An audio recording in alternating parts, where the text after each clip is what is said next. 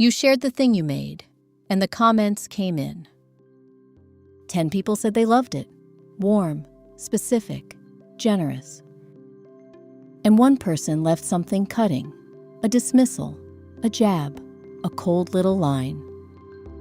So here is the question. Which one are you still replaying tonight? You already know the one. The 10 kind words evaporated by dinner. The single cold one lodged like a splinter and is still there days later, quietly coloring how you feel about the whole thing and maybe about yourself. 100 units of warmth canceled by 1 unit of cold, and the cold one wins. So here is what I want to show you. Why that one criticism drowns out all the praise. Why that is not a personal weakness, but a setting built into the mind. How to take what is useful from criticism without swallowing the poison. How to let praise land without letting it own you. And then something about appreciation that most people never quite learn. The thing you feel and never say. Start with the mechanism, because once you see it, it loses some of its grip. The mind is built to weight threat far more heavily than reward.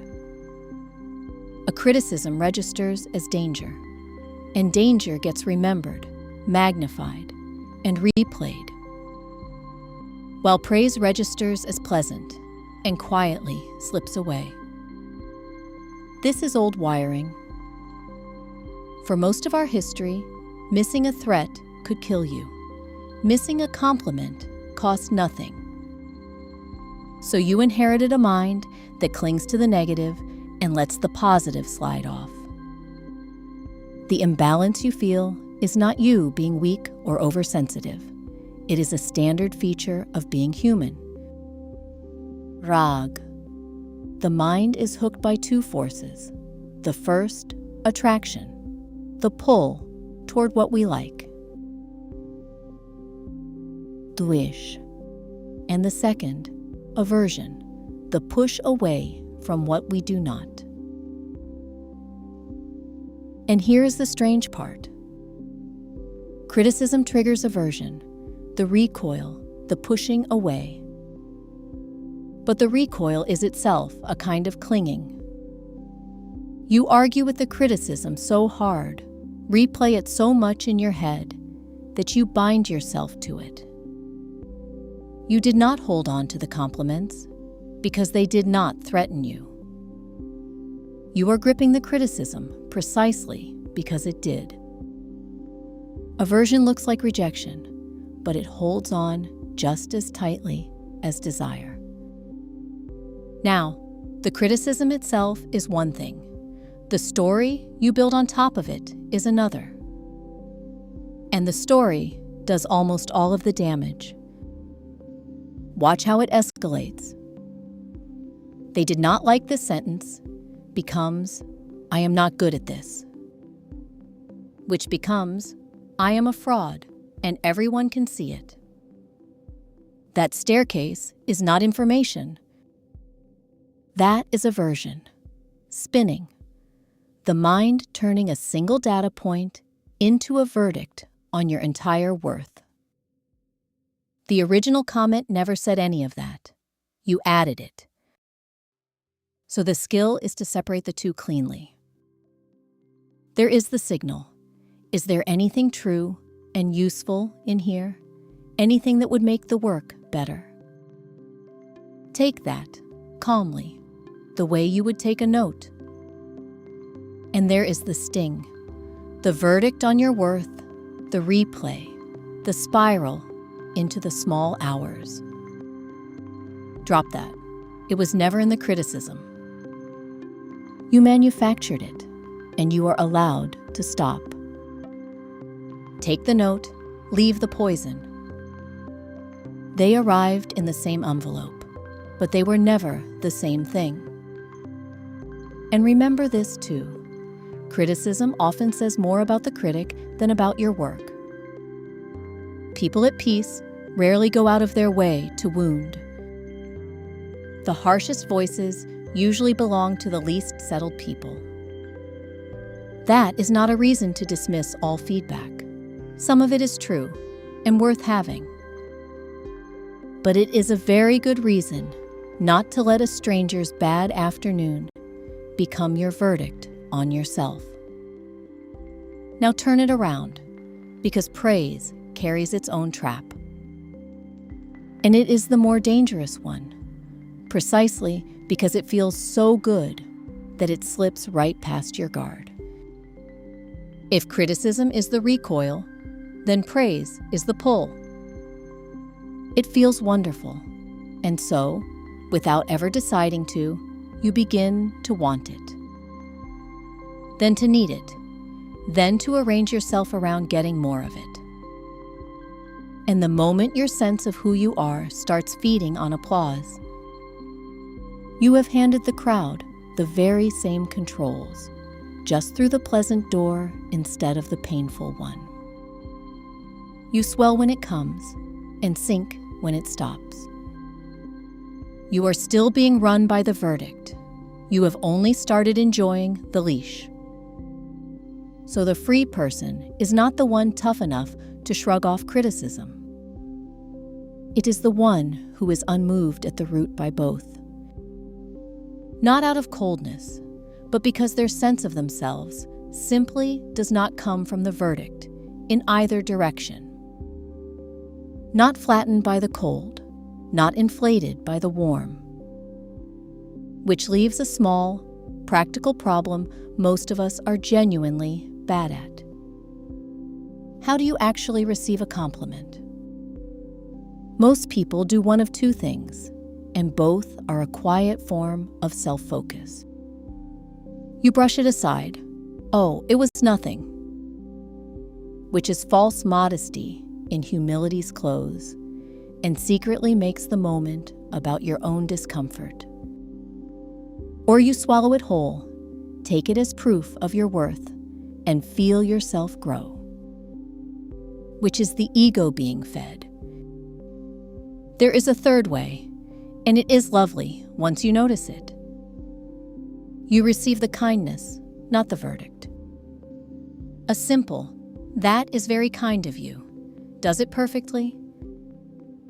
Look at what that phrase does. It does not deny the praise, and it does not absorb it as a ruling on your greatness. It gently moves the warmth to where it actually lives, in the generosity of the person offering it.